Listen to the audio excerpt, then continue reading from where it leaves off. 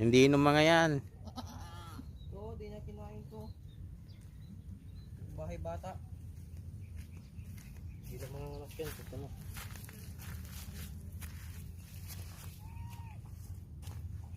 Yung pininom mo yun. Oo.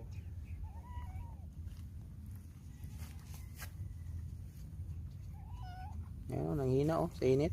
Simulan dun siya oh. Gusto niyang pumunta dito sa Lilong, hindi siya makapunta-punta.